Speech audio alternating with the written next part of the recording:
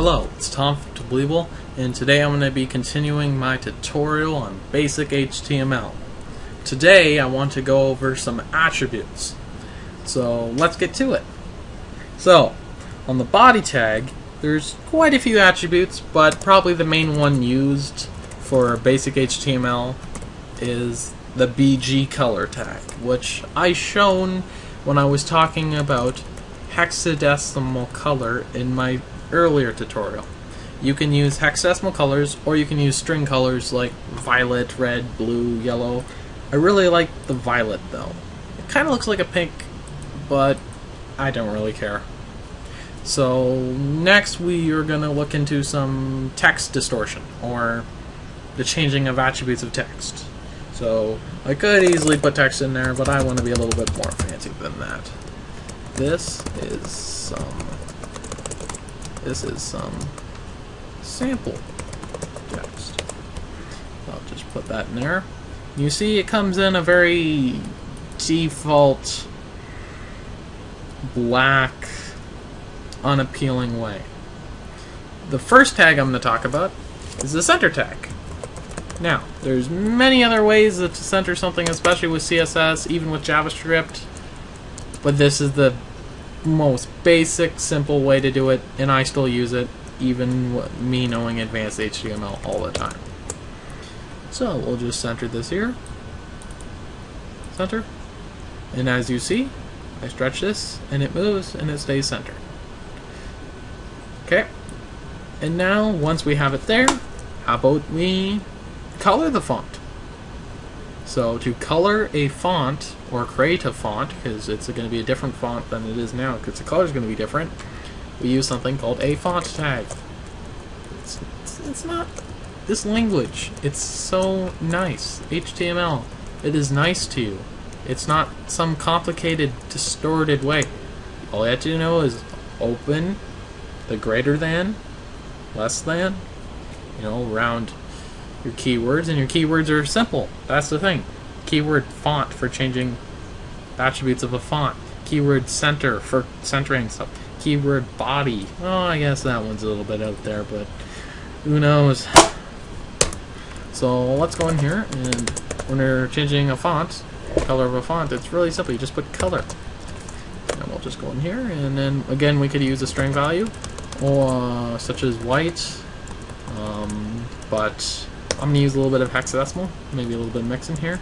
So, like I said in my earlier tutorial, this would be full red, full green, full blue, which would give us white, yes. But if I just put 3 Fs, which is going to automatically put it into 16 by 16 by 16, which don't nearly give us the same amount of colors, it still gives us quite a few amount of colors. It automatically trims it down. It's not going to be looking for the other 3 digits, which is still going to make it white. It's still going to be full white, full blue, full green, full red, and it's going to become white. So we can do that, which I think for simplicity can sometimes be easier. So once we have this white font, maybe we want to make this a title. So there are these tags that automatically change font size, though I'll show you how to change it with the font tag in a second. This is called the H1, or header tags. Now, usually they are considered the header tags, but usually you don't really use them in the header. Sometimes they are, or the head tag. So this is H1. This is the largest. And SEO, search engine optimization, what that is basically that using the methods or these, I don't know what to call them. Sorry, one second. Words are not coming out properly. So SEO, search engine optimization, is what you do to optimize your search engine results. So when people try to find your website on Google or whatever, when they're using a search engine, that's all it does. And using H1 tags will help the web page, or the search engine, find your keywords. Because if you have this little tiny font, little tiny text way at the bottom of the page, Google or other search engine is going to think, well, that is not very important, but this will.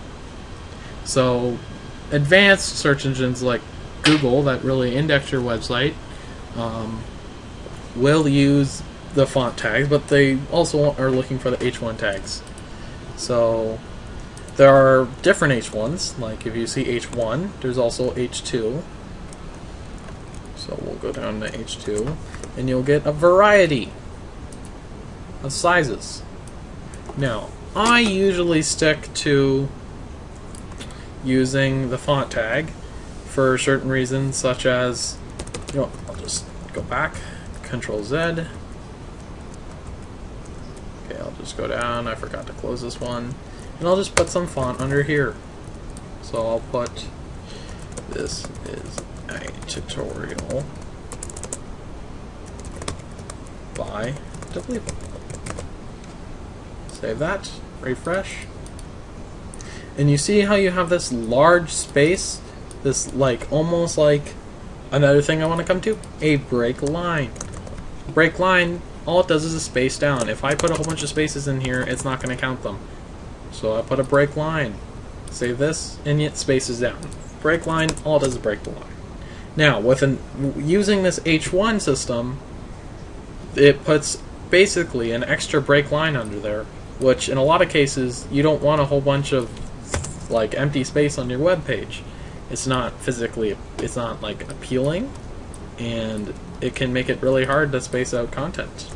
So an easy way to do that is not use the H1 tag, use the size in a font. So if I go in here, use the size 3. I think 4 is closer to an H1, but 3 is still pretty big. Actually, no, 3 is on the smaller side. Oh, I forgot to be closing. That's why. So we now have the 6. There's our bigger font. Sorry about that. I was thinking very wrong. Okay, there we go. Now we get the you may say, the H1 tag, that looked way different. Well, that's because the H1 tag was strong, which, depending on your browser, I think most of the modern browser does the exact same thing for strong and bolding, but in the older browsers it was like a larger bold, and depending on your font, it may even be the exact same thing. So if I strong that, you'll see that that looks a lot more like an H1 tag. Now you can also do bolding, which is pretty simple enough. It's just B. You gotta put your closing tag. And we'll go save. And now that's bolded. So what we have here is starting to get a little bit messed up, so I'm gonna clean it up. So let's say this is where it comes really handy. What if I didn't want to look in the stuff that I centered? What if I don't want to look in the font tag? I want to look at everything else. It's just so simple to look at. I feel that Notepad++, without it, it would make it almost impossible to edit my website. Though I do know my friend George that works at Depleable, he's actually one of the co-owners, such as I am. He uses Notepad, and he can use it, so you could probably use it, but he's more stubborn for using it than anything. So that's how you do some font tags. Now, for organization, there are div tags.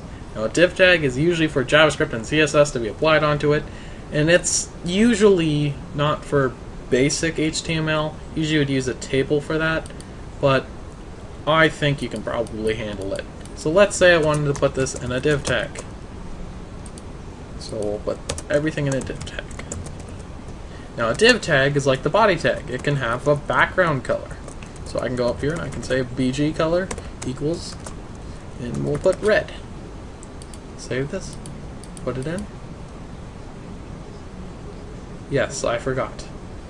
Sorry. I'll put style equals quote quotes.